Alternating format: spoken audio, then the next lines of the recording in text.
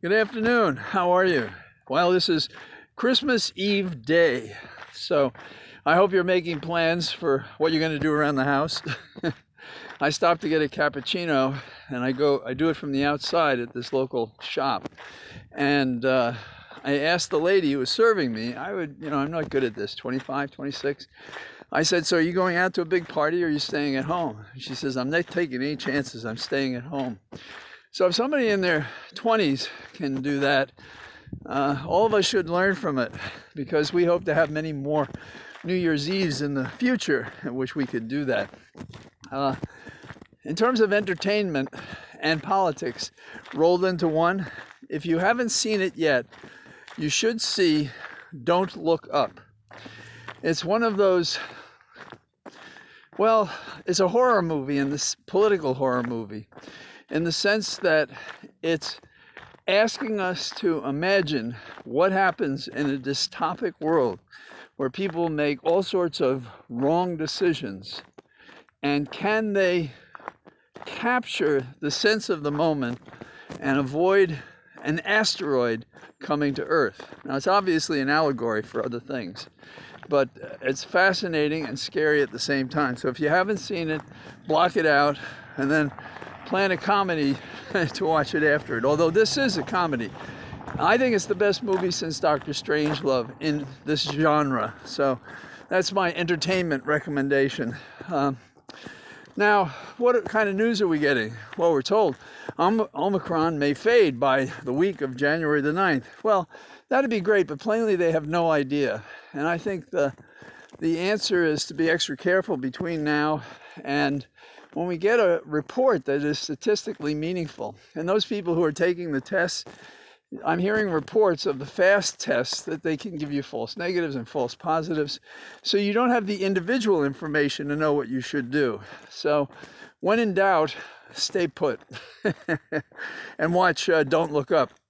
The butterfly effect, as you know, is that the change of small initial conditions can have enormous results as the iterations follow from that decision.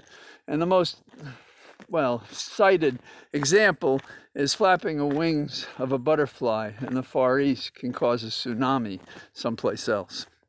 Now, I don't know that anybody's ever proven that particular sequence, but there isn't any question that if you make an algorithm and change initial conditions, it changes very quickly and very dramatically. And this is a combination of chaos, math, complexity, and a variety of other disciplines that have arisen in the last, 50 years, I suppose. So what am I talking about? I'm talking about the Hill. When I was a puppy prosecutor, I had been appointed a clerkship by a judge who had been chosen by Eisenhower. When I became a federal prosecutor, Paul Kern, who appointed me, he was the son of the Republican chair in the state. He had been appointed by Nixon, and his boss was a Republican attorney general at the time. There were several changes because of Watergate around that period. When I was appointed to be special counsel to the Senate Judiciary Committee, it was by Strom Thurmond, even though it was a bipartisan operation. And when I was appointed special counsel to the Senate Labor Committee, it was by Senator Orrin Hatch, one of the most conservative men in the history of the Republican Party for any of our lifetime. And when I first came to the Senate Labor Committee for the first day of my, quote, work, I got there early like every overachiever. And Ted Kennedy, who was the ranking member of the committee at the time, said hello, because I had worked on his campaign in 1980 against Jimmy Carter. Apologies to Carter followers, but I had good reasons in my mind. And so Ted says, John, what are you doing here? And I pushed out my chest and I said, I am the special counsel to the Senate Labor Committee. And he said, no, you're not. And I said, yes, I am. And so he then looked at me, because normally the Democrat ranking member would appoint a guy like me who was visible as a Democrat. And I said, Orrin appointed me. So he got real close to me and he had his head up to my head and he says, "John, does he know about us?" And I said, "Yes." And he goes like this to his head. What my point is, the initial conditions back when I was starting in law and politics and investigations were that there was a time for campaigning and a time for governing. And Ted Kennedy and Orrin Hatch were very good friends. Yet they would go on the stump and disagree about some bills using the strongest language without the ridiculous name calling we have these days. But they would also work on bills together, agree to them, sign them, and push them through the Senate. We don't have that anymore. We've lost those initial conditions, and we're paying for it.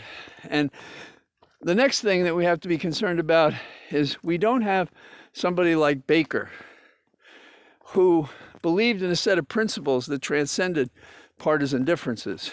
And I'm thinking of him saying that we had to know what Nixon knew and when he knew it. That was one of his famous statements. And the Republicans cooperated and really pushed Nixon out of the White House and helped orchestrate a manner to do that he would agree to rather than pull the nation apart on a fight.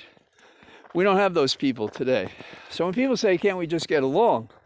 The initial conditions have changed in such a fashion that the people we should be getting along with in the Republican caucus are those who believe in change. And we've done that with Cheney, and we've done that with some other people. And we have to keep doing that until the Republican Party becomes something like the Grand Old Party that was not a cultish gathering, but really had differences in principle, but also could agree on other principles that they did agree about. And that's one of our biggest problems. So for this evening and the weekend, enjoy yourself, as isolated as you may be. Watch the ball drop, lift a glass of champagne, because next year will be better, because we're going to make it better. All the best. Talk to you tomorrow. Bye-bye.